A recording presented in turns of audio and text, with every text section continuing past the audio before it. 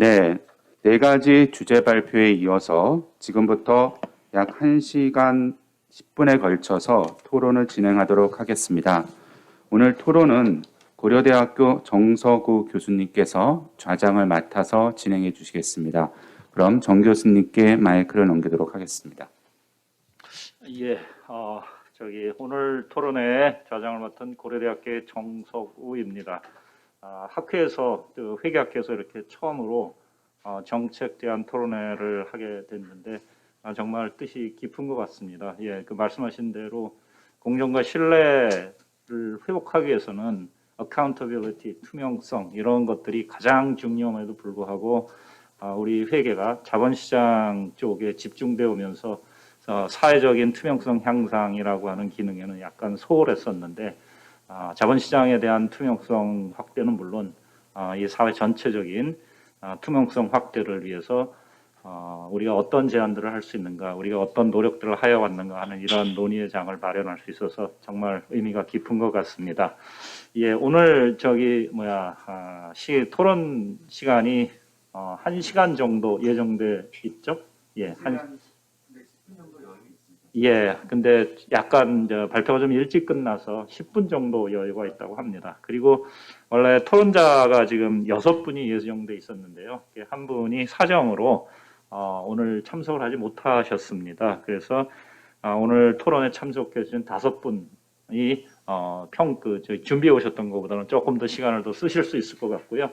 그래서 5분의 시간이 충분히 쓰지 않으시면 쓰시기를 원하지만 않으면 플로어에서 질문을 좀 받고 그 다음에 혹시 지금 인터넷상으로 시청하고 계신 분들이 계시면 그분들로부터 들어오는 질문을 답할 수 있는 시간이 있으면 한두 분 정도 답을 하는 형식으로 질문을 받고 답을 하는 형식으로 진행하도록 하겠습니다. 그리고 오늘 먼저 토론에 참석해 주신 분들을 간략하게 소개해 드리겠습니다. 이 순서를 정하는 게 굉장히 이건 어렵더라고요. 왜냐하면 자본시장 쪽만을 다루는 것이 아니고 회계가 다루고 있는 모든 분야를 지금 다루고 있기 때문에 어느 특정 분야를 소개시켜 드리는 건 좀 어려울 것 같고 그 다음에 오늘 토론에서 제시된 바와 같이 회계기본법이라고 하는 건 정부 여러 부서를 통괄하는 법률이 되기 때문에 이제 국무총리실 산하나 국무조정실이나 이런 통합할 수 있는 부서에서 하는 내용으로 됐기 때문에 정부 부서에서 지금 참석하는 것도 어려서 지금 빠져 있습니다. 그래서 통상은 마지막에는 그 정부부처에서 토론을 하는데 그런 것도 어렵고 그래서 무순으로 하기는 조금 그렇고 가나다 순으로 그대로 하도록 하겠습니다. 그래서 여기 나와 있는 강경진 상무님, 그러니까 상장회사협의회에서 참석해 주셨습니다. 그래서 부탁드리고요. 그 다음에 회계기준원에서 이제 기준을 다루기 때문에 좀 갑자기 기업 측 입장에서 기준으로 들어와서 좀 그런 면이 있긴 하지만 종합적인 측면에서 좀 다뤄주시기를 부탁드리는데 김재호 팀장님께서 한국회계기준에서 참석해 주셨고요. 그 다음에 맨날 저희들 토론할 때마다 참석해 주시는 우리 김준만 본부장님 코스닥협회에서 참석하셨는데요. 마찬가지로 그 한 분야에 국한되지 않고 다양한 토론을 해주시면 고맙겠습니다. 그리고 한국공인회계사회에서 기획조정팀장님 이재형 팀장님께서 참석하셨습니다. 그러니까 회계와 감사 측면이 그 영리기업에 대한 것뿐만 아니라 비영리기업에 대한 것까지도 통합해서 토론을 해주시면 감사하겠습니다. 그리고 회계가 항상 다룰 때 이 회계 수치와 법률이 과연 어떻게 조화를 이룰 건가 하는 이런 것들이 이슈가 되는데요. 그래서 이 회계도 알고 그 다음에 법도 아는 분을 우리 유 회장님께서 특별히 초빙을 하셨습니다. 그래서 법무법인 서정에 계신 전익수 변호사님 참석을 하셨고요. 그런 측면에서 이 다양하게 그 법률적 관점에서 그 포괄적으로 또 토론해 주시면 감사하겠습니다. 자, 먼저 강경진 상무님부터 토론해 주시면 고맙겠습니다. 네, 안녕하십니까. 방금 소개받은 한국상장회사협의회에서 근무하고 있는 강경진이라고 합니다. 오늘 공정과 신뢰회복을 위한 회계개혁이라는 대주제하에 4가지 주제에 대해서 4분 교수님의 말씀 잘 들었고 감사합니다. 내용이 워낙 광범위한 만큼 오늘은 몇 가지 주제에 대해서 제 개인적인 견해를 좀 말씀드리려고 합니다. 먼저 이우정 교수님과 박종성 교수님께서 발표 주제는 좀 달랐지만 재원을 통해서 회계기본법을 제안해 주셨으며 또 필요성에 대해서 이제 공감을 하고 있습니다. 여기 상장회사 협의회에서도 수년 전부터 이제 법무부 등의 상장회사법이라는 단일 법안을 좀 제정을 해서 우리 주권 상장법인들이 그 단일법을 통해서 규율을 받을 수 있게 좀 정비를 해달라고 말씀을 지속적으로 좀 드려왔습니다. 지금 뭐 상법, 자본시장법, 외부감사법, 또 금융기관은 금융기관에 관한 법률 등이 또 여러 가지가 보험법 뭐 나눠져 있기 때문에 한 상장회사가 따라야 할 회계 관련된 규정들이 상당히 산재되어 있는 것이 사실이고요. 또 일부 법률간에는 다소 이제 오해가 있을 수 있는 규정들도 섞여져 있어서 기업들이 상당히 좀 어려워하고 있었던 현실입니다. 예를 들어서 최근에 이제 상법이 개정되었는데요. 외부감사인한테 감사 보고서를 이제 받았을 때 주주한테 주총 소집 통지 2주 전, 소집 통지할 때 주주한테 이제 같이 보내라 이렇게 이제 상법이 바뀌었습니다. 물론 예외적으로 1주간 전까지 홈페이지에 게시하는 방법으로 이제 가름할 수 있다 이런 내용은 들어가서 다행입니다만 원칙은 2주간 전에 주주에게 안내를 하라고 되어 있는데요. 잘 아시는 바와 같이 외부감사법에서는 1주간 전까지 이제 감사 보고서를 외부감사인이 회사에다 주도록 되어 있습니다. 이 부분에 있어서도 일부 좀 충돌이 있는 것을 하나 예를 또 말씀을 드릴 수 있겠고요. 또 다른 예로서 이제 기업들이 이제 지금 2조 원 이상 상장사 같은 경우는 기업 지배구조 보고서라는 것을 내고 있습니다. ESG 중에 지에 관한 내용이 포함된 보고서라고 보시면 되겠는데요. 지금 또 금융위가 추진 중인 기업 ESG에 관련된 그 지속가능 보고서도 이제 곧 공시를 앞두고 있는데요. 그 부분에도 G 부분이 또 들어가 있습니다. 그래서 저희는 이제 이 G 부분이 중복되는 거니까 어떻게 좀 교통 정리를 해야 될 필요가 있지 않느냐 이렇게 말씀은 드리고 있는데 아직 본격적인 논의는 이렇게 진행되고 있지는 않습니다. 이제 제가 이렇게 상장협에서 이제 상법이나 외관법 이런 법령의 개정 작업을 이렇게 보다 보면은 이런 약간의 차이점이나 혼란이 있을 수 있는 법조문들이 만들어지는 것이 각 소관부서에서 유관 부처 간의 적극적인 커뮤니케이션이 상당히 좀 부족한 것이 아닌가 좀 아쉽다는 마음을 매번 가졌었고요. 아무래도 각자가 자신이 속한 부서의 법 목적을 달성하기 위한 제도 설계에 집중했기 때문에 그런 것이 아닌가 이렇게 생각을 합니다. 회계가 자본시장에서 자원의 효율적 배분에 가장 중요한 절대적인 가치를 갖고 있기 때문에 이를 대명제로 한 회계 기본법의 제정 및 조직 정비를 통해 일관되고 통합된 방식으로 회계 관련 법령이 제정될 필요가 있다고 생각합니다. 이러한 회계 기본법의 제정을 통해서 자본시장에서 회계가 갖는 중요성을 강조함으로써 구성원의 인식 전환에도 기여할 수 있는 계기가 된다고 생각을 합니다.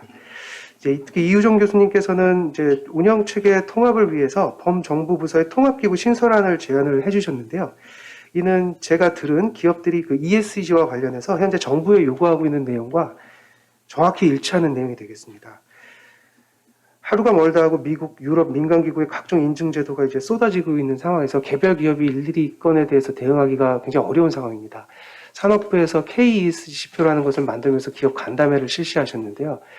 예, 기업들이 산업부를 대표해서 오신 분께 했던 말씀이 이 KESG 지표가 글로벌 지표와 동등성을 가질 수 있게 국제사회에 나가서 홍보해달라는 요구를 하셨어요. 왜냐하면 이걸 또 만들면 이게 원 오브 댐이 만약에 된다면 우리가 지켜야 될 또 다른 룰에 불과하기 때문에 기업의 부담을 경감시키기에는 부족하다 이런 말씀을 해주셨습니다.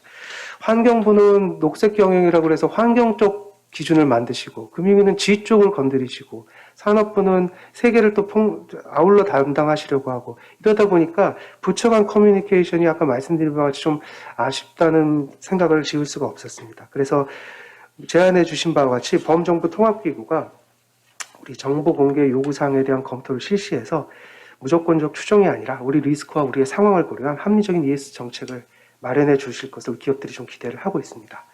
한편 이제 박종성 교수님께서는 회계 정책 집행부서의 위상을 강화하고 확대하자는 의견을 주셨는데 저는 그 의견에 전적으로 동의할 뿐만 아니라 저는 오히려 더욱더 강화하는 대책을 마련을 해야 된다고 생각을 하고 있습니다. 기업회계팀을 과로 승격하는 것 이상으로 금감원의 감리 인력을 대폭 충원해서 아예 금감원에서 분리해서 독립기구화하는 방안도 이제 생각을 해봐야 될 때가 아닌가. 마치 이제 미국의 PCAU와 같은 기구를 신설하자는 제안입니다. 정부가 회계를 중요시한다는 것을 실천적으로 보여줄 때가 되지 않았나 이렇게 생각을 합니다. 기업 회계 팀이 팀으로 남아있다는 것 자체가 정부가 회계를 그렇게 중요하게 보지 않는다는 방증이라고 저는 개인적으로 생각을 하고 있습니다. 윤재현 교수님께서는 이제 자본시장 선진화를 위한 디지털 재무부 혁신을 강조를 해주셨는데 저 역시 이에 대해서도 전적으로 공감합니다. 특히 윤 교수님께서 기업 스스로 디지털라이제이션을 할 때 세액공제 같은 지원이 필요하다고 말씀해 주신 점에 대해서 감사하게 생각하고요. 두 번째 주제로 이제 XBR의 주석 정보를 말씀을 해주셨는데 현재 금감원에서 재무제표 본문은 물론 주석까지 XBRL 정보로 이제 제공하기 위해서 관련 용역과 연구를 이제 작년 말까지 계속 시행을 하고 계신데 이제 현재 가장 큰 딜레마가 이 기업들이 마련된 정보를 주석으로 바꾸는 과정에 손이 굉장히 많이 가고 비용이 많이 듭니다. 이미 만들어진 정보인데 이제 유저 프렌들리하게 정보를 포메이션하는 비용이 많이 드는데 이 기업 스스로 시스템을 개선하는 것에 대한 세제 지원뿐만 아니라 정보 이용자를 위해서 정보를 변환하는 데 발생하는 비용까지도 좀 정부에서 지원을 해주신다면 기업이 좀 더 좋은 정보를 디지털라이제이션 해서 공시할 수 있는 계기가 되지 않을까 그렇게 생각을 하고 있습니다. 마지막으로 이제 오늘 원래 이한성 교수님이 발표하시는 토론으로 하시는 줄 알았는데요. 안 오셨다고 하시는데 2015년도에 이한성 교수님께서 페이스북에 쓰신 글을 제가 참 인상 깊게 읽어서 그 글 제목이 회계 투명성 따위 개나 줘버려라는 글이셨어요. 그래서 이게 뭔 제목이 이렇지 하고 진짜 이게 안 중요하다고 생각하시나 하고 읽어봤더니 반대더라고요. 너무너무 중요한데 정부, 국회, 기업, 사법제도 등 우리 회계를 아우르는 당사자 모두가 회계를 아무도 중요시하지 않기 때문에 모두 다 회계 투명성은 개나 줘버려라는 자세를 견지하고 있다. 회계를 한다는 게 대한민국에서 되게 외로운 직업 같습니다. 우리 기업의 회계팀은 CEO한테 인정을 못 받고요. 우리 감사인은 기업들한테 또 인정을 많이 못 받으시고 기업 회계팀은 공정시장과 안에 있는 팀이고 금감원은 전문 심의위원님께서 부원장 보시고 이렇게 아무도 회계를 중요하게 생각을 안 하는데 우리 회계 투명성이 이렇게 인정을 받을 수 있는 자본시장이 될 것 같지는 않습니다. 그래서 오늘 이 범정부기구 신설하고 회계기본법을 제정하고 디지털 회계 혁신하고 국가회계 계획을 한다는 이런 제언들이 이 회계 인력이 제 자리를 잡고 회계 투명성 개선에 초석일 수 있는 계기가 될 수 있을 것이라고 생각을 합니다. 이상입니다. 네, 고맙습니다. 예, 그 회계의 중요성에 비해서 이 사회에서 실질적으로 반영하고 있는 노력은 너무 약한데 그것을 반영하자고 하는 노력에 대해서 대찬성이다라고 하는 그런 제안을 해주셨습니다. 예, 이어서 두 번째로 우리 김재호 한국회계기준의 김재호 팀장님께서 토론을 해주시겠습니다. 네, 안녕하십니까. 회계기준원 김재호 팀장입니다. 오늘 이 자리에서 이제 4가지 주제에 대해서 발표가 있었는데 그 발표 하나하나가 굉장히 혁신적인 제안들을 담고 있었다고 생각이 됩니다. 저는 회계기준 제정기구의 관점에서 총 한 5가지 포인트를 잡아봤고 이에 대해서 몇 말씀 드리고자 합니다. 우선 첫 번째 이제 법과 제도가 되겠는데 발표자께서 회계기본법을 제안해 주셨습니다. 전적으로 공감을 하고요. 이 영리와 비영리를 아우르는 일원화된 법이 생긴다는 것은 충분히 의미가 있고 효율화를 기할 수 있다고 생각이 됩니다. 근데 사실 저희가 이 영리법인에 관련된 회계법만 보더라도 현재 사실 그 법적으로 온전한 형식을 취하고 있지는 못합니다. 왜냐하면 그 회계 처리 기준을 포함한 이 회계를 규율하는 회계법이 사실상 그 회계 결과를 감사하는 것과 관련된 외부 감사법에 이렇게 하부 부분으로 이렇게 포함이 되어 있거든요. 그래서 이 부분은 좀 어느 정도 좀 해결이 돼야 되지 않겠냐. 그래서 이 영리법인의 회계법부터 먼저 정비한 다음에 더 나아가서 영리, 비영리를 아우르는 일원화된 회계기본법을 만들면 단계적으로 굉장히 완성된 모습을 보일 수 있지 않을까 이렇게 생각이 됩니다. 그리고 또 저희가 여기 더 나아가서 욕심을 부린다면 최근에 지속가능 보고 기준도 지금 활발한 논의가 이루어지고 있기 때문에 그 지속 가능성 공시 기준까지도 그런 회계기본법이 커버할 수 있다라면 좋지 않겠냐 이렇게 생각이 됩니다. 그리고 법과 제도 측면에서 두 번째 포인트는 뭐냐면 이제 회계 관련 기구의 통합도 저희가 생각해 볼 필요가 있을 것 같습니다. 발표자들께서도 이걸 시사를 하셨는데 이 재무보고 관련된 기구들은 전문성이 필요하고 독립성도 요구가 됩니다. 또 한편으로 이 수시로 생기는 회계 이슈들을 적시에 대응해 줄 필요가 있습니다. 이제 그러기 위해서는 이 회계 관련 기구들이 통합을 한다면 이 전문성, 독립성 그리고 적시성을 충분히 확보할 수 있지 않을까 이건 생각이 되는데 다만 이제 이런 부분은 좀 성급히 추진하기는 좀 어렵지 않겠느냐. 좀 장기적인 관점에서 깊이 있게 연구하고 논의해서 추진할 문제가 아닐까 이렇게 생각이 됩니다. 그리고 두 번째로 이제 감독제도 혁신에 대해서도 발표자께서 이제 언급을 해주셨습니다. 감독은 역시 이제 사후적인 의미가 되겠고 저희 회계기준 제정기구 관점에서는 사실 사후 감독 이전에 회계기준을 제정하는 기구다 보니까 조금 거리가 있다고 생각이 되긴 합니다만 어찌됐든 회계감독 과정에서 회계 이슈가 불거지게 될 경우 그 회계 이슈에 대해서 판단에 대해서 회계감독 당국과 기업 간의 어떤 의견 충돌, 마찰이 있을 때 결국 그 회계 기준을 어느 정도 다룰 수밖에 없기 때문에 저희도 간접적으로 관련이 있다고 이렇게 생각이 됩니다. 그래서 저희도 결국 회계 기준에 대한 이해를 높이기 위한 다방면의 노력을 지금 하고 있습니다. 그래서 예를 들어서 기업 회계 기준에 대한 해설을 교육과 함께 이제 제공을 한다든가 또 지뢰신 연석위원회 이제 다양한 이해관계자, 기업과 감사인 그리고 학계 규제 당국을 포함한 지뢰신 연석회의를 이제 운영함으로써 좀 개방적인 논의를 저희가 유도를 하고 있는 거고요. 그리고 아울러서 저희가 이제 최근에 많은 지리의 시인을 축적하고 있습니다. 정규 지리의 신 트랙도 있고 신속 지리의 신 트랙도 있습니다. 그래서 각 트랙별로 생기는 결과물들을 잘 정리해서 저희가 그 홈페이지를 통해서 공개를 하고 있기 때문에 그런 것들이 실무에서는 사실상 유용한 지침으로 구실할 수 있지 않을까 이렇게 생각이 됩니다.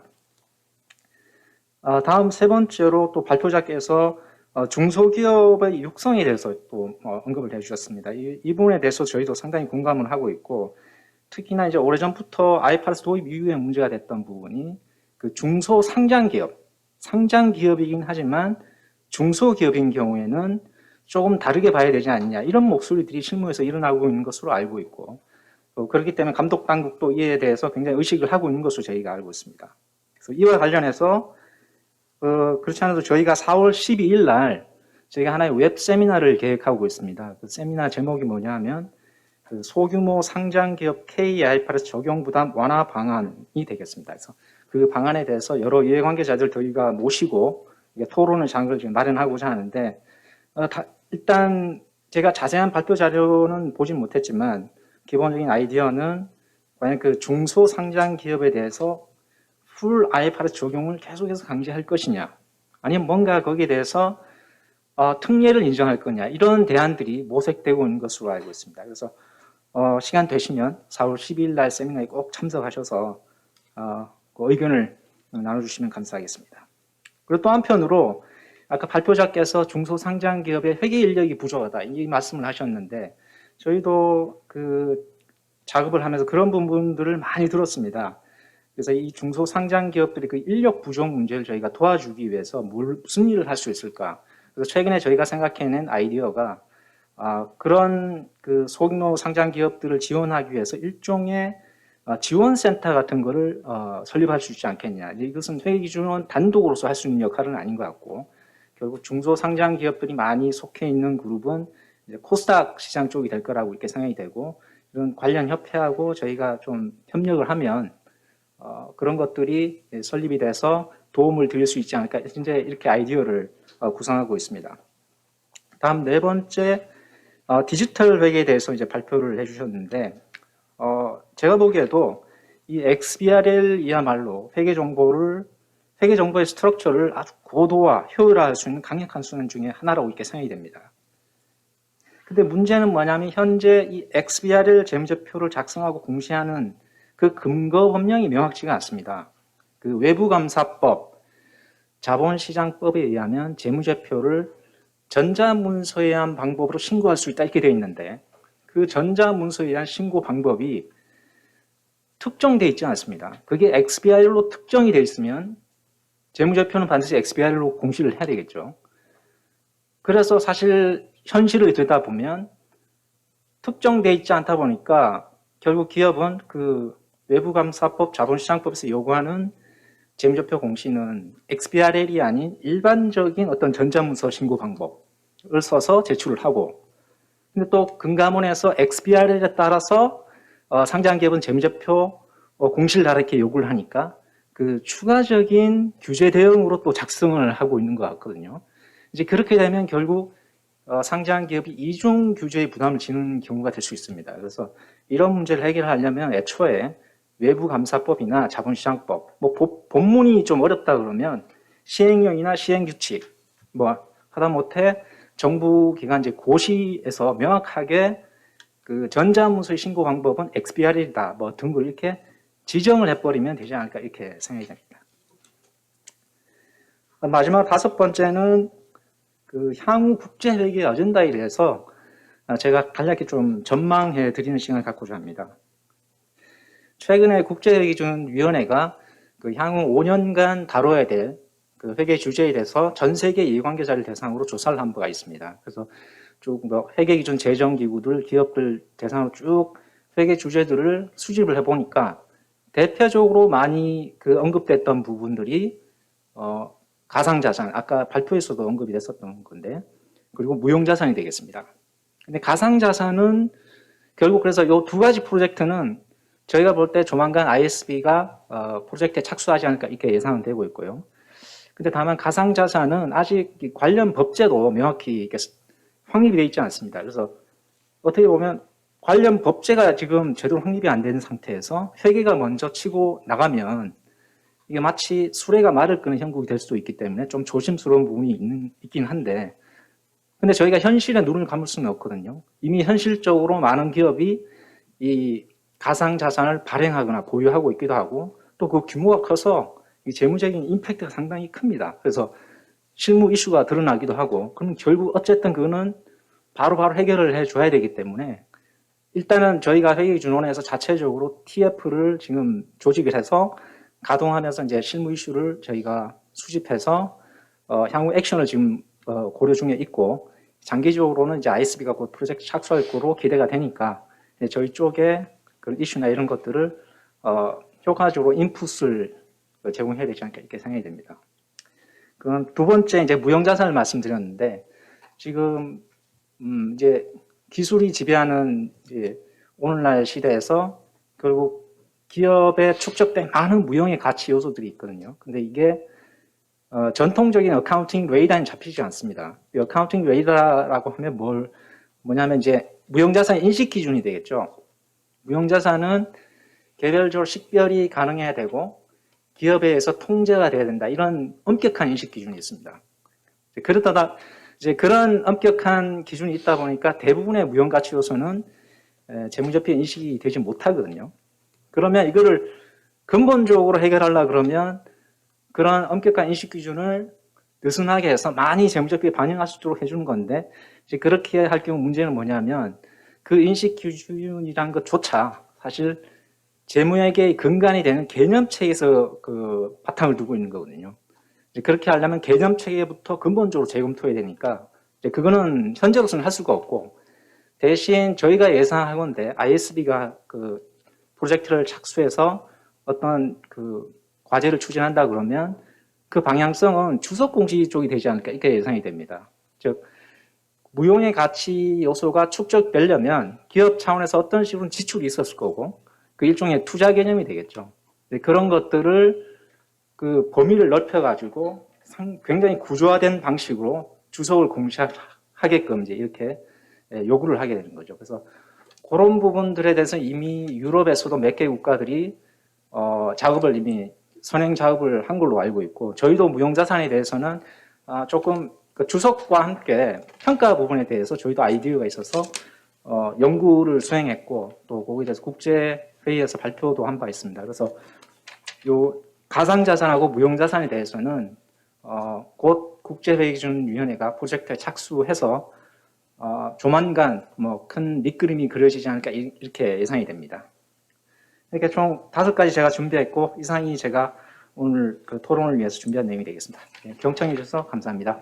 네, 고맙습니다. 역시 우리 김재호 팀장님 역시 회계 기본법에 대한 아이디어가 회계 분야에서 투명성을 향상시킬 수 있는 대안으로서는 굉장히 좋은 대안이 될 것 같다라고 하는 의견과 함께 회계 관련 기구 통합에 대해서는 약간 조심해서 접근하는 것이 좋지 않겠느냐라는 조심스러운 의견을 내놓았습니다. 그리고 감독제도 혁신이나 중소기업 육성, 그다음에 중소성장기업 회계 인력 부족에 관련된 것은 우리 발표자의 견해와 동일한 견해를 말씀해 주셨고요. 예, 그 디지털 회계에 대해서는 어떻게 제도 개선을 해야 되는가 하는 굉장히 디테일한 얘기를 해서 제도 개선하는 데 많이 도움이 될 것 같습니다. 예, 그 세 번째로 우리 코스닥 협의회 김준만 본부장께서 토론해 주시겠습니다. 안녕하십니까. 코스닥협회 김준만 이사입니다. 먼저 새로운 정부 추가에 맞춰가지고 회계제도 개혁을 위한 정책 제안의 제안을 마련하는 건 상당히 의미가 있다고 생각이 듭니다. 특히 상장 중소기업을 위해서 회계 기준을 내서 지원센터 같은 걸 설립한다고 한다는 소식을 들었으니까 저희 중소기업 입장에서는 상당히 반가운 소식인 것 같습니다. 회계 투명성 제고를 위해서 신예부감사법이 시행된 지 3년이 지났습니다. 새로운 회계제도 시행으로 우리나라 회계 분야 경쟁력 순위가 2년 이상 연속 상승했다는 반가운 소식도 있습니다.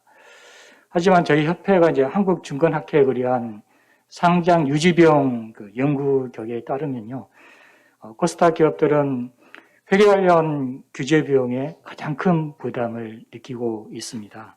그래서 중소기업들의 회계 관련 규제 비용 부담을 경감하고 성장을 위한 투자 자금으로 활용할 수 있도록 정책적 배려가 필요하다고 봅니다.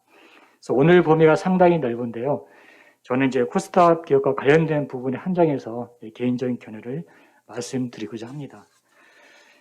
먼저 소규모 상장기업 내부 회계 관리제도 감사 부분입니다. 그러니까 발표자께서 말씀하셨다시피 내년부터 자산 총액 1,000억 미만 상장기업들은 내부 회계 관리제도 인증 수준 감사로 상향이 됩니다. 그러니까 박정훈 교수님께 발표하셨듯이 코스닥 기업들의 자산 및 매출액, 단기 손익 등 규모와 인력 면에서는 아직은 중소기업이 대부분입니다. 그리고 전문 인력 또한 부족한 상황입니다. 상장 중소기업들의 가장 큰 애로사항이 시스템 구축을 위한 비용 부담과 인적, 물적 역량이 부족해서 내부 회계 관리도 감사는 상당히 큰 부담이라고 다들 말씀을 하고 계십니다.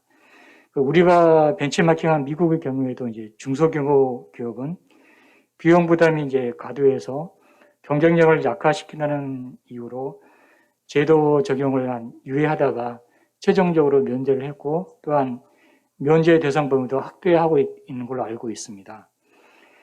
내부 회계 관리도 검토 대상인 우리나라 기업은 규모에 관계없이 현재 경영진이 내부 회계 관리도 유효성을 평가하고 또한 사업보고서에 공시를 하고 있습니다. 그리고 일부 감사인이 내부 회계 관리에 대한 검토 의무가 존재를 하고 있어서 미국보다 더 현재 높은 수준의 규제를 받고 있습니다. 따라서 중소기업의 경우에 원활하게 사업 자금을 조달하여서 성장하는 것이 상장의 가장 큰 목적이라고 생각이 들거든요. 이러한 기업들의 성장 잠재력이 실현되었을 때 그 성과를 일반 투자자들과 공유할 때 기업과 투자자 모두에게 도움이 되는 이상적인 결과가 아닌가 생각이 듭니다. 그렇기 때문에 내부 회계 관리제 최초로 도입한 미국에서도 아마 이러한 중소기업들 배려가 있었던 것 같습니다. 그래서 자산 규모 1,000억 미만 기업의 내부 회계 관리도 감사 면제가 필요하다고 생각이 듭니다.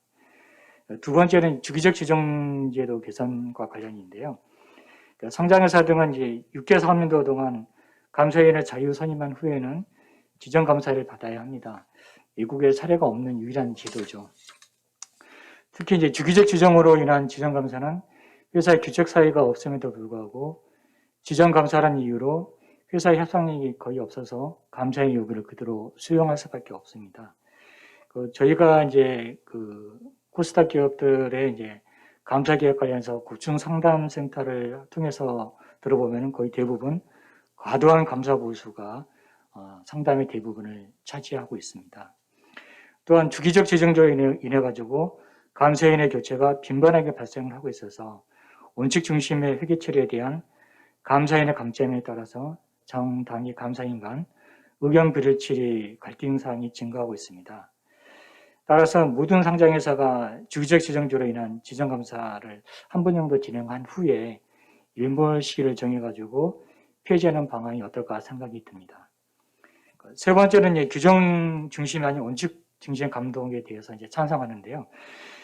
원칙 중심 회계에서는 아시다시피 경제적 실질을 가장 잘 반영할 수 있는 회계 처리 방법을 선택하고 적용을 해야 되는데, 구체적인 지침과 부족과 회계 기준의 다양한 해석 가능성으로 정기 감사인과 단기 감사인 간의 의견 차이가 발생을 하고 있습니다. 특히 아까 이제 주기적 정지로 인해 가지고 이 비자발적인 감사인 교체가 발생하여서 이러한 사항이 실제로 현장에서 일어나고 있는 상황입니다. 저희 협회에서 이제 진행 연구 결과에 따르면은 단기 감사인의 제작성 요구가 가장 많은 게 재무제표를 과거 재무제표를 제작성 경험이 그런 사유가 발생을 한 경우가 발생하고 있습니다. 그래서 기업들은 이제 당연히 이해 관계자들한테 투명하고 신뢰성 있는 재무제표를 제공하는 게 맞습니다.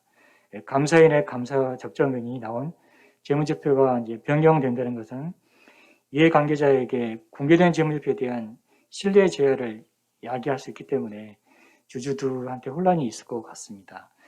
그래서 또한 기업 입장에서는 이제 재발행으로 인한 가벼운 수수료 부담도 있기 때문에요. 원칙 중심 회계는 이제 감사인이라도 판단 기준이 서로 다를 수 있어서 경제적 실질을 반영하는 회계 처리는 복수로 존재할 수 있다는 전제하에 감독하는 방안이 반드시 필요하다고 생각이 됩니다. 또한 이와 더불어서 이제 새로운 산업에 대한 출현으로 새로운 접근이 필요하다는 생각이 듭니다. 최근 코스닥 시장에서는 이제 전통적인 산업군보다는 인공지능이라든지 빅데이터, 메타버스 이런 혁신적인 비즈니스 모델을 가진 기업들이 상장이 되고 있습니다. 이런 기업들은 이제 거래 실질이 기존 전통적 기업과는 아마 다르게 거래의 성격과 실질 판단에 경영자의 재량권과 선택권이 아마 필수적인 것 같은데요. 현재 구체적인 가이드가 없어서 실무에 좀 혼란이 야기가 되고 있어서 원칙 중심의 회계 기본 취지를 훼손되지 않는 범위 내에서 가이드라인 적용들이 필요하다고 생각이 듭니다. 또 한 가지는 이제 외부 감사법과 상장회사 관계 법령 정합성이 필요하다고 보는데요. 투명한 회계 정보를 위해서는 이제 회계 기본법 제정이 이제 필요하다는 거에 발표적 의견에 동의를 합니다. 저는 좀 범위를 좀 좁혀가지고 상장회사 입장에서 말씀을 드리고자 합니다. 아까 이제 강경련 상무님께서 말씀해 주셨듯이 상장회사 지배구조에 대한 특례규정은 상법에 지금 있고요. 재무활동에 관한 특례규정은 자본시장법에 있고 회계 및 결산은 외부감사법에 있다 보니까는 서로 법리 간의 합리성이 결여된 부분이 존재를 하고 있습니다. 구체적으로 좀 살펴보면은 상법은 이제 개별 재무제표를 주 재무제표로 하고 있습니다. 하지만 외부감사법은 연결 재무제표를 주 재무제표로 하고 있죠. 그래서 회계 기준의 불일치가 현재 발생을 하고 있습니다. 또한 외부감사법에서는 외부감사인의 선임 단계부터 외부감사 실시 종료까지 내부감사 또는 감사위원회가 개입을 하고 있는데 상법에서는 외부감사에 관한 규정이 없습니다. 또한 이제 상법 시행령에서 이제 주총 1주점까지 사업보고서 제출하는 효과가 있어서 사실상 자본시장법에서 사업보고서를 개정하는 효과가 있어서 상법과 자본시장법 간에 이제 충돌한 문제점도 발생을 하고 있습니다. 상법과 자본시장법, 매각법은 서로 이제 독립된 규율과 주제와 성격을 가지고 있습니다. 동시에 회사의 경제 행위를 대상으로 한다는 면에서 공통점으로 가지고 있는데요. 서로 이제 영역이 좀 다르지만은 현재 코스닥 기업들 입장에서는 이제 실무에 좀 혼선이 있어서 경영 효율성을 제고하고 상장보험들을 위한 이제 법령의 정합성이 필요하다고 생각이 됩니다. 따라서 상장보험 관련 회계적인 통일성 있는 이제 기준이 확보된다면 실제로 효과적인 이제 회계 계획이 되지 않을까 생각이 듭니다. 마지막으로요, 자본시장 발전을 위해서는 회계 투명성 제고가 필요하고 기업도 거기에 동참을 해야 된다는 게 맞습니다. 그러나 제도 도입은 현실을 적절하게 반영하고 신중하게 적용을 해야 된다고 생각이 듭니다. 중소기업 육성이라는 측면에서 이제 중소기업의 현실을 고려하다 보면은 특히 코스닥 기업의 경우에는 성장 동력을 위축시킬 수 있는 우려가 있습니다. 그래서 합리적인 수준에서 이제 개정이 이루어졌으면 한다는 생각이 듭니다. 또한 기업 스스로 이제 재무제표 작성 능력이 좀 높일 수 있도록 제도적 지원도 필요하다고 생각이 됩니다. 이렇게 된다면은 아마 회계제도 이런 것들이 좀 성장이 돼서 기업들의 가치도 아마 한 단계 높아지지 않을까 생각이 됩니다. 이상으로 발표를 마치겠습니다. 감사합니다. 네, 고맙습니다. 상당히 많은 포인트에 대해서 말씀을 해주신 것 같습니다. 예, 그리고 중소기업하고 관련돼서는 계속해서 이슈가 나오고 있는 것 같습니다. 중소기업의 경우에는 이 상장 유지 비용이 상당히 많이 든다. 근데 상장을 했으니까 그걸 해야 된다라는 규정도 함께 있으면서 예, 상반된 입장을 주고 있는 것 같습니다. 그리고 이 규모에 관계없이 우리는 모두 다 감사하는데 미국은 이 내부회계 관리 제도에 대해서는 그 감사라고 하는 제도에 대해서 이거를 유예시키다가 면제시키는 방법으로 그러니까 프랭크 다드 액트 때 확정이 되었었습니다. 그래서 이게 어떻게 돼야 되느냐 하는 그런 측면에서 미국은 작은 규모의 기업은 성장을 시켜서 큰 기업이 되면 규제를 아주 강력하게 하는 그런 방법으로 규제를 해서 투자자도 보호하고 그 자본시장도 육성하는 방법을 취하고 있다. 그래서 기업을 성장시켜서 성과를 공유하는 그런 방법으로 유도를 하고 있으니 우리도 그런 것을 보여야 되지 않느냐 하는 그런 얘기를 발표자와 유사한 방향으로 말씀해 주신 것 같습니다. 그다음에 주기적 지정제하고 관련돼서 이제 원칙 중심 감독제도하고 관련돼서 전단기 감사인에 대한 갈등 문제는 지금 현실적으로 많은 이슈를 낳고 있는 거는 맞는 것 같습니다. 저도 전단기 감사인 협의회에 들어가서 판단을 하다 보면 기준이 일률되게 이렇게 딱 적용되기 어려운 점들이 상당히 많은데 단기 감사인들이 들어오면서 재무제표 제작성 문제를 제기하면서 어느 한쪽이 맞다고 얘기할 수 없는 그런 많은 문제들이 야기하면서 회계정보의 신뢰성에 대한 문제들을 야기하고 있고 기업들에 대한 어려움을 어떻게 해결해 줄 건가 하는 그런 이슈들을 제시하였습니다. 이런 것들이 회계부서가 일원화되면 아마도 좀 더 쉽게 해결할 수 있지 않을까 이런 생각이 듭니다. 그리고 새로운 산업, 새로운 비즈니스 모델에 대한 제도를 어떻게 할 거냐 이런 것들에 대해서는 아마도 좀 더 추가적인 논의가 많이 필요하지 않을까 싶습니다. 법의 정확성 문제에 대해서는 회계기본법에 대한 이슈로 다시 또 통일될 수 있기 때문에 논의를 하지 추가적인 언급을 하지 않겠습니다. 예. 자, 그러면 네 번째로 우리 한국공인회계사의 이재형 기획조정팀장님께서 토론해 주시겠습니다. 예, 안녕하세요. 저는 공인회계사에서 근무하고 있는 이재영 팀장이라고 합니다.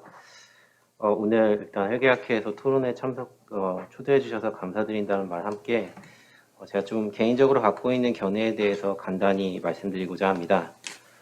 먼저 오늘 회계기본법에 대한 이야기가 나와서 저도 좀 거대 담론 차원에서 말씀드리고자 하면 사실 이제 저희 회가 바라보는 관점은 회계를 이제 세제나 아니면 통계와 같이 이제 국가에서 관리하는 중요한 정보가 되도록 하는 게 일단 그런 인식 전환이 가장 먼저 되어야 된다고 생각하고 있습니다. 그래서 일단 세제 같은 경우는 기재부 세제실이나 국세청 같은 곳에서 이제 국세기본법을 근간으로 해서 이제 국가 수입의 기본이 되는 자료이기 때문에 매우 중요하게 매우 많은 인원이 관리하는 느낌으로 받고 있고요. 통계 같은 경우는 이제 통계청을 중심으로 해서 이제 기재부의 경제분석과도 같이 관여해서 이제 국가를 관리하는 데 중요한 재원으로서 활용하고 있는 것 같습니다. 그래서 통계법을 중심으로 해서 많은 내용들이 포함되어 있고요. 회계도 생각해 보면 이제 국가의 중요한 의사결정을 하는 기본, 특히 이제 숫자로 나타낼 수 있는 상당수의 자료들은 가장 기본적인 정보로서 인프라를 구축하고 있는데 그에 비해서 이제 세제와 통계에 비해서는 회계를 바라보는 시각이 상대적으로 많이 좀 열악한 것 같다는 생각이 듭니다. 이런 걸 한번 생각해 보게 된 게요. 저희가 이제 2017년에 회계제도 개혁을 하는 과정에서 이제 주식회사의 외부감사에 관한 법률의 제목을 회계 및 외부감사에 관한 법률이라는 식으로의 법령 개정을 추진했던 바가 있습니다. 그때 당시에 이제 아무래도 말씀드렸듯 외부감사법이 외부감사라는 제목하에 많은 회계들을 규정하고 있거든요. 사실은 두 개가 약간 균형 있게 되어 있어야 되는데 제목부터가 외부감사라는 시작이다 보니 이게 회계의 기본법이라고 받아들이기보다는 이제 감사의 기본법이라는 느낌이 조금 더 강한 것 같습니다. 그래서 그 과정에서 생각해 봤던 게 이제 회계의 날이 국가기념일화 되는 과정에서도 이제 회계의 날 자체를 외부감사법 이외의 어떤 법률에도 담기 어려운 부분이 있었거든요. 근데 이와 반대로 생각해 보면 이제 통계법에 통계의 날이 들어 있고요. 그러다 보니 이제 회계는 기본법을 만들기 위해서는 굉장한 시간이 필요하겠다라는 생각들을 하게 됐습니다. 관련해서 뭐 유사한 사례는 아닐지 모르겠지만 이제 각 여러 부처들이 청년에 관한 제도와 정책들을 많이 갖고 있습니다. 근데 이제 청년을 정의하는 것들은 굉장히 다양하고 많은 곳들에서 혼재되어 있었거든요. 근데 이제 최근에 최근이라고 하기에는 몇 년이 됐지만요. 이제 국무조정실에서 청년기본법이라는 걸 만들고 청년의 날을 정한 바가 있습니다. 근데 그때 당시에 마찬가지로 많은 부처들이 관여했지만 저희가 생각하는 바람이라면 이제 국무총리실, 조정실 산하에서 그런 것들을 실행해가는 과정을 저는 관심 있게 보게 되었었거든요. 그 부분도 참고가 된다면 참고가 될 수 있지 않을까라는 법률 제정으로서의 의견을 드리고 싶은 부분이 있고요. 그리고 회계 정책 감독 관련해서는 사실 부처를 통폐합한다거나 이런 부분은 관리 체계에 일어나서 굉장히 쉽지 않을 거라고 생각합니다. 다만 좀 그런 식의 패러다임 전환을 좀 생각해 볼 수 있는 게요. 지금 공익법인을 관리하는 건 사실 이제 공익법인 설립 운영에 관한 법률로 이제 법무부가 일반 공익법인들을 관리하고 사회복지법인이나 의료법인 같은 경우는 이제 보건복지부가 관리하고 이제 교육부에서 이제 학술장학재단들 관리하고 문화재단들은 문체부에서 관리하지만 이걸 관통하게 사실 상속세 및 증여세법에서 기재부와 국세청을 중심으로 해서 회계와 세무 그리고 공시까지는 약간 횡적으로 관리하는 시스템을 갖고 있습니다. 이런 아이디어를 토대로 사실 좀 더 발전시키려고 했던 게 이제 공익위원회라는 법을 제정하는 법이 있었거든요. 다만 이 부분은 현재 계류 중인 상태인데요. 이렇게 회계기본법이 만들어진다면 지금 종적으로 관리하는 부처의 시스템은 그대로 두되 이걸 횡적으로 관통하는 기본법에 어느 정도의 선언적 의미를 포함하는 단계로 시작해보면 어떠냐가 이제 제가 오늘 회계기본법의 논의에 관련해서 이제 그동안에 제도 개선에 참여하고 많은 것들을 봐오면서 생각했던 거대 담론에 대해서 간단히 말씀드리고 싶었던 부분이고요.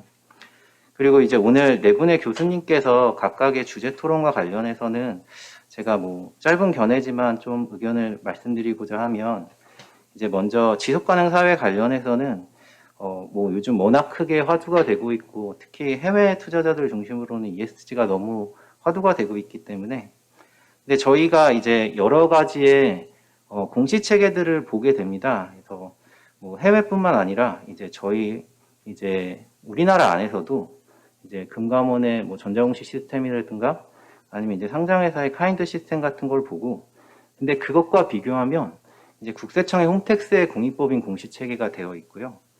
그리고 이제 가장 낮은 순위라고 말하기는 어렵지만 이제 국토부 산하의 감정원에서 K아파트라는 아파트에 대한 재무정보를 공시하는 시스템이 있습니다.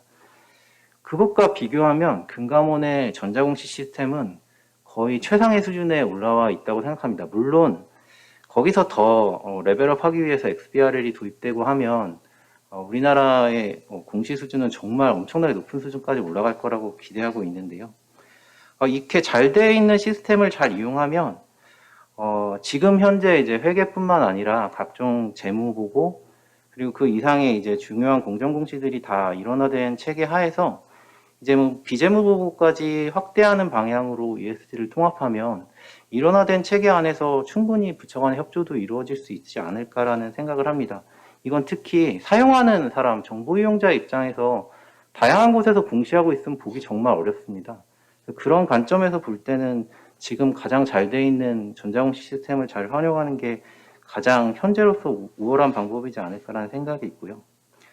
그리고 이제 두 번째로 미래 혁신 관련해서 의견 주셨던 부분과 관련해서는 특히 이제 부처 관리 체계 관련해서 이제 금융위기에 지금 사실 말씀 주셨던 기업회계팀이 과로 승격하는 길이 참 멀고도 험한 것 같습니다. 10년 전에는 사실 공정시장과의 한 분이 회계정책을 사실상 담당했었고, 이제 2017년에 회계제도 개혁하는 과정에서도 이제 제도를 담당하시는 분 한 분, 이제 증선위의 감리를 담당하시는 한 분, 사무관 두 분이서 사실 저희한테는 꽤 큰 회계 산업을 관할하고 계셨습니다. 그 공정시장과가 회계감독팀으로 되고 또 회계감독팀이 기업회계 팀으로 변한 지가 사실 채 3년이 되지 않습니다. 지금 같은 상황에서 뭐 만약에 앞으로의 5년 동안 일단 1차적 과제는 팀이 과로 승격되는 이를 위해서 많은 노력을 해야 될 거라고 생각하고 이게 언젠가 국이 되고 그러면 사실은 통계청이 아주 옛날 경제기획원의 국인 시절이 있었거든요. 그게 언젠가 마찬가지로 청이 될 수 있고 지금 통계청이 처로 된다는 이야기까지가 나올 만큼 언젠가는 처까지 되고 언젠가 부까지 되는 시기가 왔으면 좋겠다라는 바람이 있습니다. 그럼 회계산업도 훨씬 커지고 사회적 영향력도 훨씬 중요해질 거라고 보고 있습니다. 그리고 금융감독원의 이제 뭐 감리 관련해서 이제 감독 위주에서는요, 저 다른 것보다 지금 사실 많은 제도 개선들이 이제 정부 이용자를 중심으로 해서 이루어졌다고 생각하고 있습니다. 근데 이제 여전히 감독원의 인력의 배분은 심사와 감리가 유사한 30명 대 30명 정도로 앞에 자료에서도 30명 대 29명 정도가 28명 정도로 되어 있는데 심사 인력으로 더 많은 인원들이 무게중심을 실어주고 그 부분에 대해서 정보 이용자들이 신속 정확하게 많은 정보들을 얻어낼 수 있는 게 중요하지 않을까라는 생각이 있습니다. 그리고 디지털 회계혁신 관련해서는 XBR을 좀 어렵습니다. 그렇지만 우리나라에서는 진짜 IT 인프라 최강국이어서 그것만큼은 대한민국이 정말 전 세계 어디에 가도 아쉽지 않은 부분이라고 생각하고요. 그래서 이거를 주도적으로 할 수만 있다면 굉장히 빠른 속도로 진행할 수 있을 거라고 믿고 있습니다. 그리고 가상자산 관련해서 대한민국은 대부분 디스카운트인데 이게 좋은 의미일지 나쁜 의미일지 모르겠지만 김치 프리미엄이라는 게 붙을 만큼 가상자산이 활발히 거래된 나라는 맞습니다. 물론 그게 정책 당국의 입장에서 볼 때 이제 올바른 방향이냐 아니냐에 대한 것들은 좀 다른 견해가 있을지 모르겠지만 거래가 많고 활발하다는 것뿐만이 그만큼 많은 것들에 대한 사례가 나타날 수 있다라고 보고 특히 가상자산을 중심으로 한 거는 오히려 우리가 글로벌 시장에서 좀 주도적으로 역할을 할 수 있는 기회가 되지도 않을까 그런 생각도 해본 바 있습니다. 그리고 마지막으로 말씀드리고자 하면요.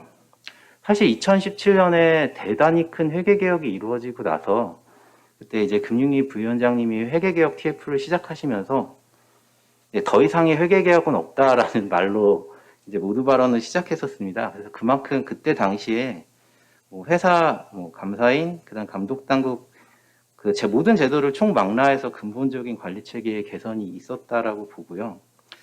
다만 말씀 주셨듯이 이제 제도 설계와 다르게 이제 현실에서 일어나는 부분이 있거나 아니면 당연히 모든 제도가 설계되고 나서 사이드 이펙트가 나오다 보니 그 부분을 핀셋 개선하는 건 꼭 필요하다고 봅니다. 근데 이 제도의 설계는 굉장히 긴 호흡입니다. 그래서 지금 주기적 지정제 같은 경우도 약 9년 동안의 분산을 통해서 이루어지는 부분이고 그리고 처음 지정된 부분들이 이제 다시 이제 자유선임으로 전환되는 시기가 이제 2023년부터 나타나고요.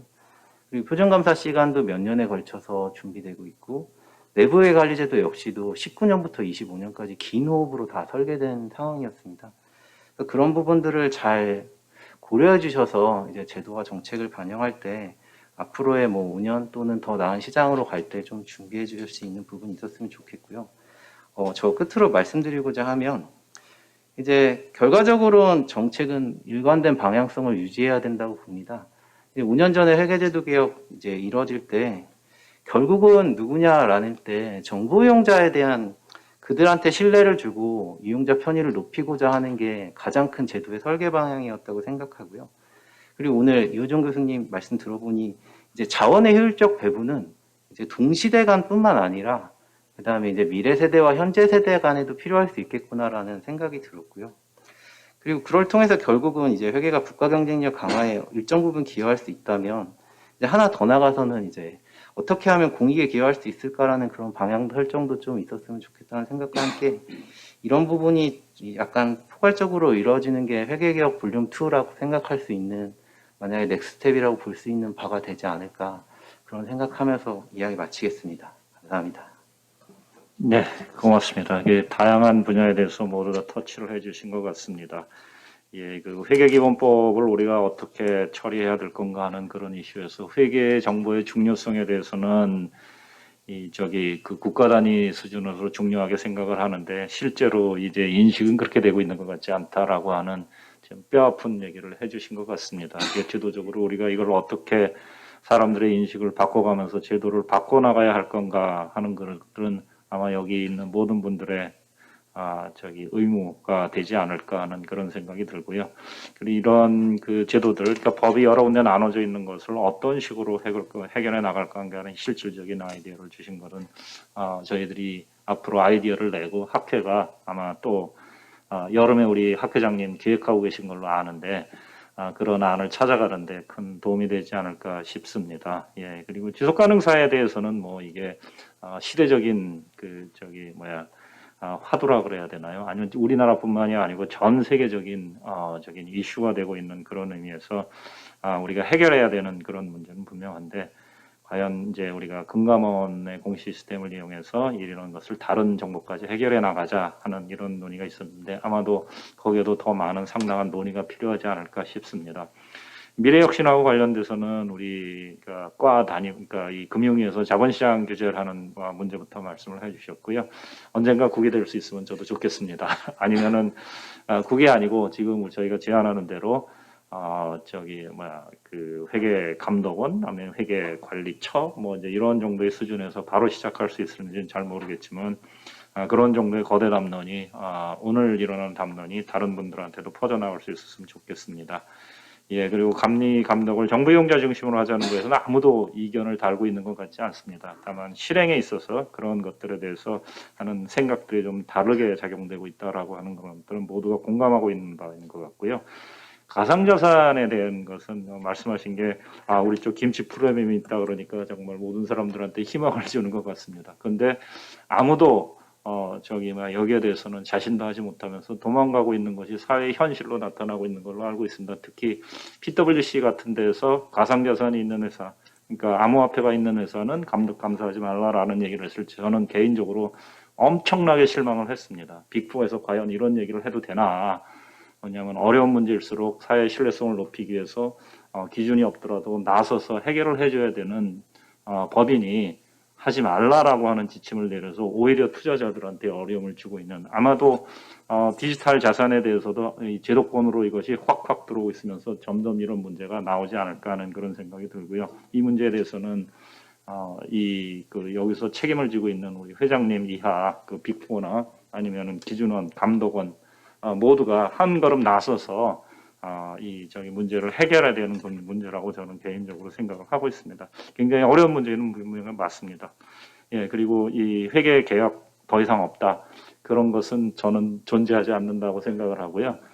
개혁은 항상 필요로 하고 세상은 지속적으로 변하고 있기 때문에 이 제도를 우리가 완벽하게 했더라도 환경이 변하면 또 그 순간 개선의 필요성이 있지 않나 이런 생각을 하고 있습니다. 그래서 긴 호흡으로 우리가 만들어낸 제도에 대해서 한번 고려해보고 가자는 그런 의미에서는 제도의 효과를 확인하고 우리가 개선점을 배워서 다시 개선해 나가자라는 것은 많은 공감을 할 수가 있는 것 같습니다.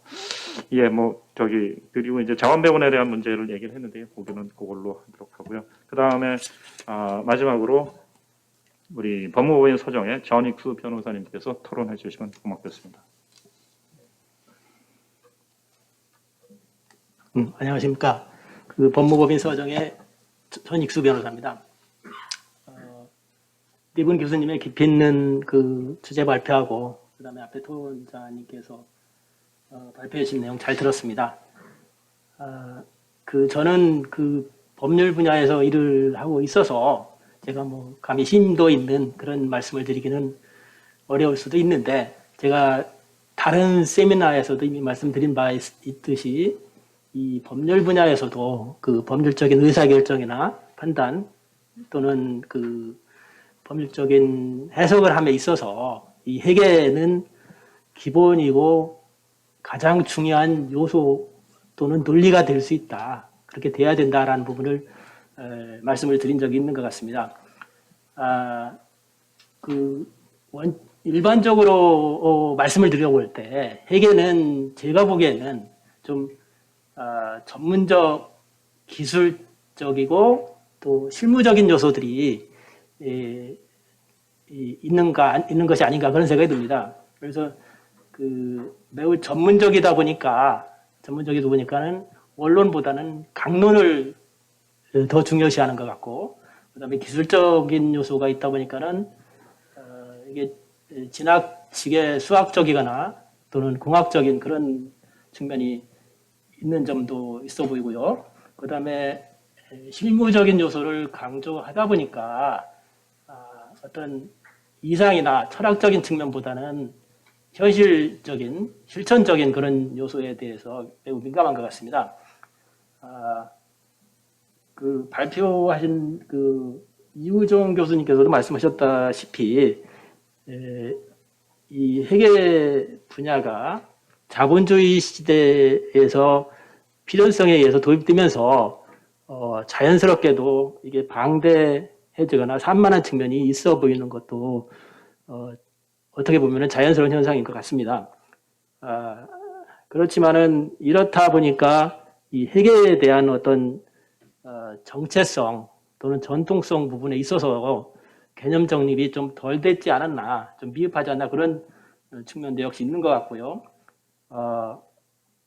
20년 전 제가 공부할 때 또는 한 10년 전 이렇게 보더라도 이 회계 부분은 상당히 이 정보나 지식이 확대가 많이 됐고 다른 분야보다 그다음에 굉장히 방대한 것 같습니다. 그래서 요즘에 공부하시는 분들 얘기 들어보면은 어떤 정보량, 지식량, 공부량이 비교할 수 없을 정도로 그렇게 많다라고 하면서 상당히 애로사항을 말씀하시는 분도 있었던 것 같고요.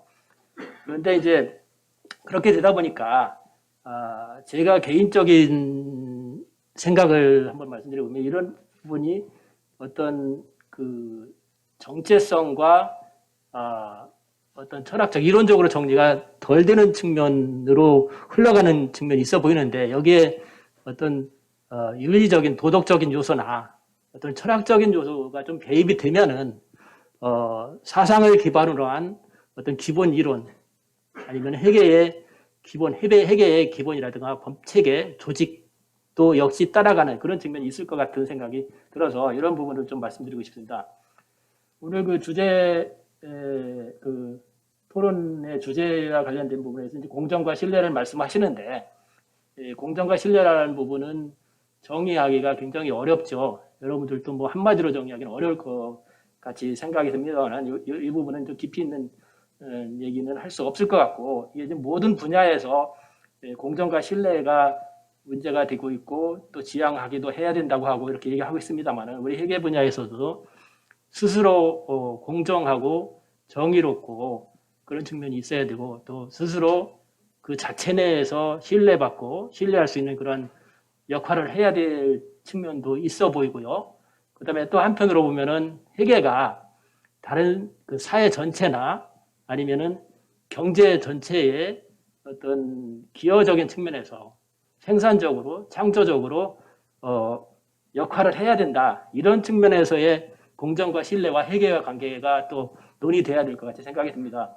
그래서 분석해 보면은 회계가 이러한 데에 있어서 공정과 신뢰의 어떤 기능과 어떤 역할을 하느냐라는 측면을 보면은 이게 지금 회계가 공정 정의의 판단의 기준이 되는 그런 요소를 제공할 수도 있고, 그 다음에 회계가 공정 신뢰의 실현 수단으로서 구현하는 그런 구체적 역할을 할 수 있고, 그것이 기본적으로 그 다음에 본질적으로 회계가 해야 될 기능과 역할이 될 수 있다.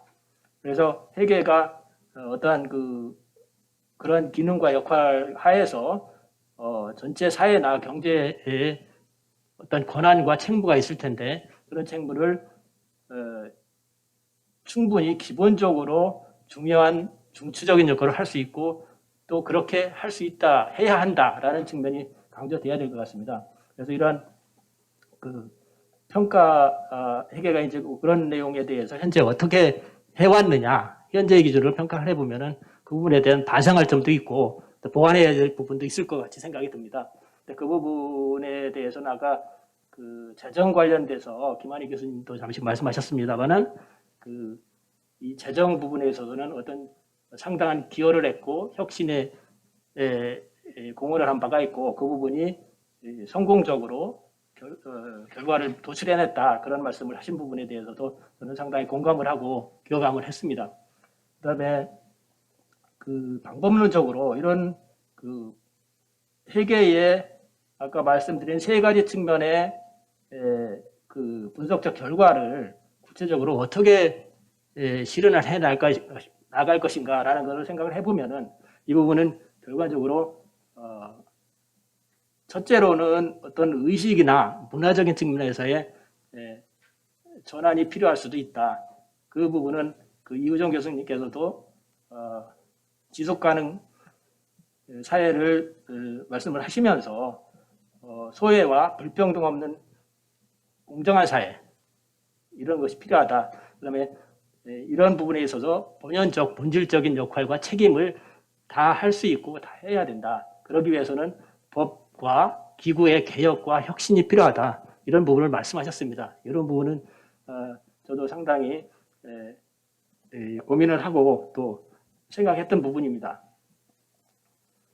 다음으로 이 법과 제도적인 측면에서 보면은 오늘 또 의원님들이 오셨습니다만 이런 부분은 입법부나 그 의원들하고의 어떤 교감이나 공감대 형성이 중요한 것 같고 그다음에 행정부나 집행기관에 대한 계속적인 어떤 인풋이라든가 커뮤니케이션이 중요할 것 같이 생각입니다. 그런 부분에 있어서 우리 회계학회가 이런 자리를 만들고 그다음에 계속 논의하고 연구하고 이런 부분들은 상당히 앞으로 긍정적인 효과를 내지 않을까 그런 생각이 듭니다. 그다음에 교육훈련 분야 세 번째는 교육훈련 측면에서도 중요할 것 같은데 이런 부분들은 이제 교수님들이 많은 연구와 또 여러 분야에서의 교육적인 역할들을 통해서 충분히 기여할 수 있을 것 같이 생각이 듭니다. 그다음에 이래서 이제 이런 측면에서 아까 그 회계제도 미래혁신을 말씀하신 교수님, 그다음에 그 법과 제도 부분에서 통일적인 정비가 필요하다. 그리고 정보 이용자들과의 유기적인 소통이 필요하다. 이런 부분들 말씀하셨는데 이런 부분들은 굉장히 도움이 되고 참고할 만한 그런 발표 내용이 아닌가 그런 생각이 듭니다. 그다음에 결론적으로 제가 말씀드리고 싶은 부분은 제가 이제 어떤 심도 있는 리뷰나 이런 부분을 할 수 있는 위치에 있지는 않지만은 앞에서 말씀드린 여러 가지 그 정리된 내용을 다시 한번 말씀드리면은 이 회계는 경제나 사회에 있어서 기본이 되고 중요한 역할을 할 수 있다라는 부분을 다시 한번 말씀드리고 그렇기 위해서 회계는 이 디지털 트랜스포메이션 시대나 정보화 시대에 있어서 공정 실현을 구축하는 매우 기본이던 요소다. 그리고 회계가 이러한 그 변동하는 사회에 있어서 창의적 적응을 통해서 그리고 통합적 정비를 하고 기본에 충실한 개혁과 혁신을 달성할 수 있을 것이다. 이런 부분을 말씀드리고 싶습니다. 제가 두서없는 말씀을 정리해서 했습니다만은 혹시 제가 잘못된 의견을 냈다라든가 아니면 또 다른 의문이 있으시면은 지적해 주시면 감사하겠습니다. 이상입니다.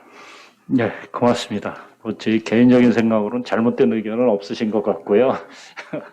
의견이라고 하는 것은 항상 각자의 믿음 속에서 오지만 어느 누구의 의견도 저는 완벽하다고 생각하지 않기 때문에 그래서 다양성이 필요한 사회가 필요하고 다양성으로부터 혁신이 온다는 그런 말에는 저는 100% 동의할 때 그런 거는 전혀 동의하지 않고 굉장히 좋은 말씀을 많이 해주신 것 같습니다. 회계가 모든 분야의 기본이 된다라고 하는 것은 저도 100% 동의하고요. 회계는 저희 측정의 학문이라고 얘기하는데 아무리 개념적으로 얘기를 하더라도 회계에서 숫자로 특히 화폐 숫자로 바꿔놓지 않으면은 그 저희가 변환해 놓은 것이 맞건 틀리건 간에 아무도 의사결정을 할 수 없는 그런 상황으로 저는 간다라고 생각을 합니다.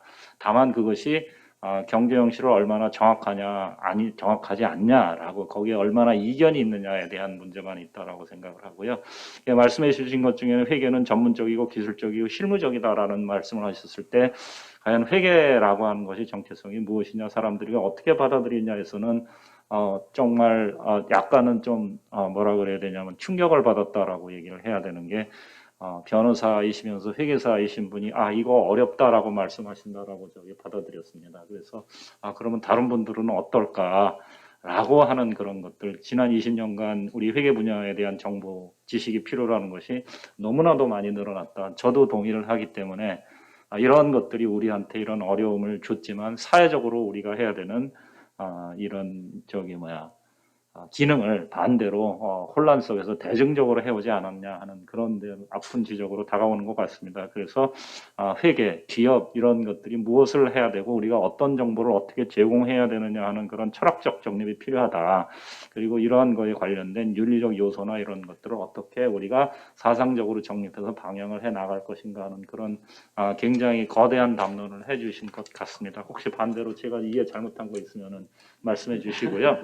예, 공정과 신뢰가 정의가 어렵다 그러는데 회계는 공정과 신뢰를 하자라고 하는 것이 아니라 공정과 신뢰를 회복하기 위한 수단을 제공하자라고 저는 이해를 했는데 거기에 한 걸음 더 나아가서 회계가 경제 사회 전체에 대해 생산적 창조적으로 기여하기 위해서 공정과 신뢰라고 하는 개념을 어떻게 바라보고 우리가 접근할 것인가라고 하는 반대의 질문을 또 한번 던져주신 것 같습니다. 이게 더블 모티리얼티 비슷한 그런 개념으로 다가왔고요. 그런 관점에서는 저희들도 어떤 방향에서 이거를 제공해 줘야 될까, 기업의 이해관계자에서 어떻게 제공을 할 것인가, 그리고 아까 이우정 교수님께서 S라고 하는 것이 좀 더 이게 확장되었을 때 나중에 어느 순간에는 충돌할 것이다 라고 하는 그런 논의와 함께 다시 일치하고 있는 것 같습니다. 그래서 공정과 정의에 대한 논의도 저희도 같이 함께 고민해 가면서 우리의 회계 기준의 측정 방향이나 기준의 재정 방향에 대한 것을 고민해야 되지 않냐 하는 그런 말씀을 해주신 걸로 저는 이해가 됐고요.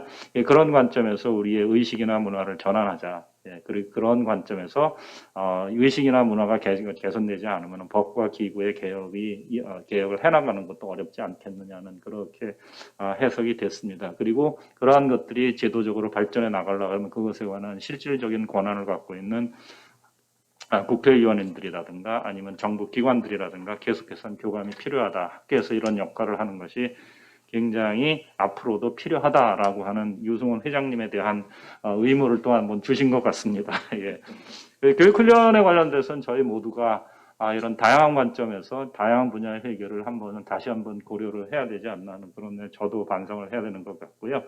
예, 그래서 앞으로 우리가 이 회계라고 하는 것이 경제 사회의 기본이고 앞으로 변화하는 세상에서 기본 요소로서 작동을 해야 된다라고 하는 건데 제가 저도 이제 여기 다른 분들 내용들을 요약을 하면서 했던 것이 뭐냐면 사회가 이렇게 급변하게 변화하면서 기존에 있는 회계 기준으로 측정을 하고 기존에 있는 관점에서 회계를 바라보면서 사회에서 일어나는 기술 변화로 인하고 제도 변화, 개념 변화로 일어나는 혁신을 저희가 일어나지 못하게 하는 반대의 규제로 작용하고 있는 건 아닌가 하는 그런 생각을 합니다. 왜냐하면 측정하지 못해서 우리가 뭔지를 모르서 숫자로 바꿔주지 못하기 때문에 너 이거 하면 안 돼. 그리고 기업들은 하지 못하는 그런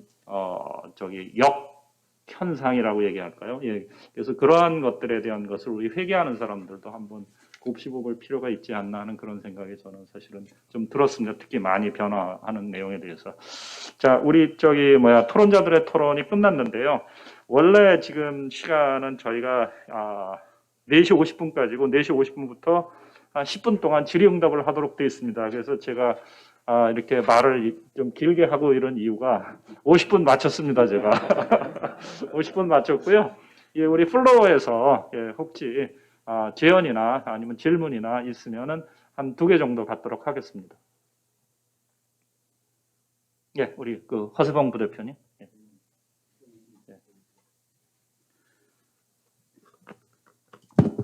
네, 좋은 말씀들 너무 많이 해주셔서 아마 밤새도 계속 얘기할 수 있을 것 같은데요. 감사하고요. 저는 삼장회계법인의 허세봉 부대표인데요. 아무래도 가장 오늘 뭐 여러 가지 말씀 많으셨지만 제일 중요한 부분이 제가 생각할 때 불확실성이라고 하는 게 가장 큰 리스크라고 생각되고요. 뭐 물론 예전부터 많은 그런 얘기 했었는데 그 IFRS 들어오고 나서부터는 이 불확실성 자체가 워낙 많이 커진 것 같습니다. 회계가 어렵습니다. 그죠? 이게 새로운 기준서들도 많이 들어왔고 그러다 보니까 회계 자체가 여러분들이 뭐 이렇게 다른 얘기 많이 했지만 회계 그 자체가 워낙 어려워진 상태고 예전부터 표방할 때 그 하이 퀄리티 어카운팅이라고 하는 그것 때문에 IFRS 도입하고 했었는데 너무 어렵다 보니까 이게 프리페어러 입장, 지금 작성자 입장도 되게 어렵고 감사인도 어렵고 뭐 이런 거죠. 그래서 이제 예전부터 우리 회계학회에서 많이 애를 쓰셔서 원칙 중심 회계 포럼도 많이 열고 세미나도 많이 했었는데 근데 결국 원칙 중심으로 우리가 하긴 한다고 했지만 결국 나중에 실질적으로 결론이 날 때는 뭔가 하나의 결론을 내려고 하죠. 제도 감독하는 입장에서는 어디든 간에 하나의 결론을 내려고 하기 때문에 이 다양한 어떤 뷰가 있을 수도 있는데 그걸 하나를 결국은 선택을 하게 되는 지금은 연석회의를 하더라도 결론적으로 하나를 내는 거죠. 근데 그러다 보니까 이 원칙 중심 회계라는 것이 실질적으로는 되게 좀 어렵고 그래서 뭔가 룰 베이스로 좀 계속 뭔가를 갈 수밖에 없는 그래서 감독 지침을 자꾸 요구하게 되고 이런 거지 않습니까?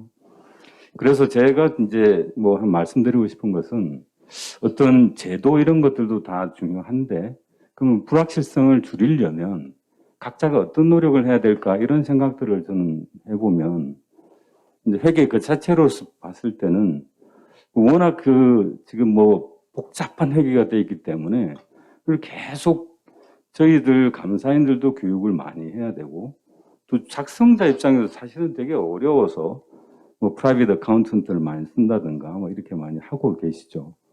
근데 그와 동시에 이제 어려운 부분들을 아까처럼 원칙 중심인데도 불구하고 하나의 결론을 내서 뭔가를 제도를 확립해 나가려고 하다 보면 근데 그게 다른 비율을 갖고 있었을 때 나중에 와서 틀렸는데 그러면 다시 리스테이트 해야 되고 그게 하나의 또 이제 리스크로 회사도 마찬가지고 이제 회계법인도 마찬가지 다가오는 거죠.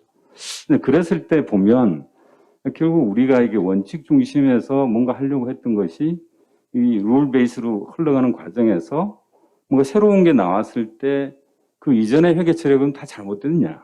그런 부분에서는 너무 하나의 결론을 내서 뭔가를 해 나가겠다고 하는 게 그 이전에서 잘못된 게 아니라고 하는데 불구하고 이런 뷰가 맞아. 그럼 사실 그 불확실성은 그 앞으로 해 나가야 되는데 그거를 잘못했다는 어떤 것 때문에 다 리스테이트 시키고 아까 말씀하신 것처럼 2012년도 10년 전 것들도 리스테이트 시키는 이런 상황이 생기는 거죠.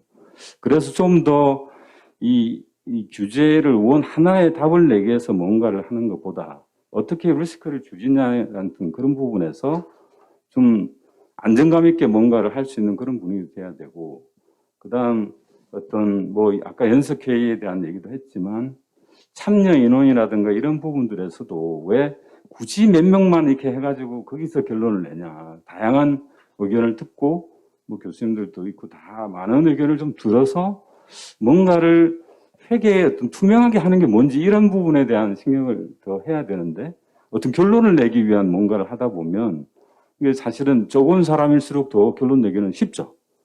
그렇지만 다양한 의견을 듣고 그 원칙 하에서 어떤 것이 가장 베스트인가를 찾아내고 그거를 그 이전에 뭔가가 좀 다르게 했더라도 그게 틀리지 않았다면 그분을 인정해 줄 수 있는 그런 게 돼야 정말 리스크를 줄일 수 있는 거 아닌가 그런 생각이 듭니다. 이상입니다. 알겠습니다. 뭐 여기에 대해서는 그 코멘트로 일단 받아들이고 박 교수님 대답 안 해도 제 생각엔 될 것 같은데. 네네네. 우리 박원구 교수님. 네네네. 예, 얘기 잘 들었습니다. 저는 고려대 기억경영연구원에 있는 박원구입니다. 그때 고려대 기술경영대학원에 쭉 있었고요. 그래서 저는 아주 훌륭하신 얘기들 많이 하셨는데, 제가 학교도 있었고 좀 실무도 좀 했기 때문에 지금 또 이제 금융기관 이제 사회이사를 오래 하고 뭐 이사여장을 하다 보니까 이걸 좀 비교하는 시각에서 좀 이야기를 감히 하겠습니다. 그래서 여러 교수님들이 이제 그 논리 정연하게 설명하신 거 그런 게 사실 이제 대학에서 할 수 있는 게 실무는 사실 좀 떨어지지만 새로운 이론을 제시하거나 이렇게 또 논리 정연하게 뭘 제시하는 그게 이제 어떻게 보면 대학의 역할인 것 같습니다. 그래서 기존에 이제 연구하신 오늘 설명하신 논리 그걸 좀 더 이제 발전시켜 가지고 계속해서 좀 더 심화를 시켰으면 좋겠습니다. 그래서 기업에서 바라는 거는 뭐 교수님들한테 바라는 거는 실무는 좀 떨어지지만 흐름을 좀 미리 이야기해 주시고 그리고 뭐 현실을 파악하는 데서는 키포인트를 제시하는 뭐 그런 데 역할을 해 주시면 굉장히 좋아하는 것 같습니다. 그리고 이제 특히 요새 설명하셨는데 이제 디지털 전환이 이 업계에서는 막 큰 이슈인데요. 특히 이제 금융그룹에서는 디지털 전환을 어떻게 하느냐, 뭐 성역화를 시키느냐, 인공지능을 도입하느냐, 그게 큰 이슈입니다. 거기에 대한 연구도 계속 있어야 되겠고요. 또 하나가 이제 ESG, 여러분들이 뭐 이야기를 하셨는데, ESG도 이제 큰 이슈, 현재 이슈인데, 요거는 이제 워낙 이야기가 많이 돼가지고 이제 끝나가는 이슈라고 뭐 저는 생각을 하는데요. 저는 볼 때 이제 뭐 ESG가 결국은 하나의 뭐 이런 시각도 있으니까 한번 들어보시죠. 하나의 그냥 감독기관이 더 늘었다. 비용 요소가 하나 더 늘었다. 저는 막 그렇게 보고 있습니다. 그래서 알다시피 이제 기업이라 그러면 뭐 정부의 해당 부서, 국회, 뭐 요새는 이제 국민연금도 또 하나의 감독기관이 늘었죠. 또 이제 세계적인 ESG 위원회 해가지고 뭐 투자할 때 뭘 요구한다든지 뭐 그런 게 이제 많이 있습니다. 그래서 실무자들이 보게 되면 되게 보면 이제 문서 어떤 보고에 대한 문서를 작성하고 회의하고 또 쫓아가서 보고한다고 뭐 그런다고 사실 바쁩니다. 바빠가지고 사실 어떤 뭐 요새 같은 뭐 러시아 사태가 생겼다. 그럼 이제 거기에 대해서 어떻게 대책을 세울 건가 그걸 고민을 해야 되는데 고민할 시간은 사실 별로 없고 보고서 만들고 회의 참가하고 보고하고 이런 데만 시간을 대부분 뺏깁니다. 그래서 어떻게 보면 저희가 이제 복잡하게 하는 게 기업을 오히려 괴롭히는 게 아닌가 이런 생각이 들고요. 또 앞에 뭐 여러분들이 이야기를 하시고 삼정회계법인 대표님도 이야기를 하셨지만 그 IFRS 회계가 도입해가지고 기업들은 사실 더 힘듭니다. 더 힘들고 여러 가지 뭐 이 보고서 작성하는 것도 높고 뭐 회계 재무제표 작성하는데 더 까다로워졌죠. 뭐 이런 어려운 점이 있으니까 나는 지금 이 세미나의 주제가 지금 회계 개혁이죠. 회계 개혁에 대한 뭐 제언을 하라고 돼 있는데 차라리 저는 이야기하고 싶은 게 이런 좀 너무 많이 쓰이는 말이지만 좀 규제 완화, 그걸 진짜 좀 회계 쪽도 좀 고민을 해주시고 또 보고를 단순화하는 거. 난 요게 이제 어떻게 보면 지금 정부에서 주장하는 실용주의라든지 공정 이런 데 좀 제고시키는 데 도움이 되지 않겠나 뭐 그런 생각을 해봅니다. 감사합니다. 네, 고맙습니다. 뭐 이것도 제안으로 받아들이고 누군가 대답을 할 필요는 없어 보이고요. 혹시 손 교수님, 네, 아니 송 교수님 말고 손 교수님, 네. 아니 안 하셔도 되고요. 예, 아니 시간이 3분 남아가지고, 네. 아니 그러면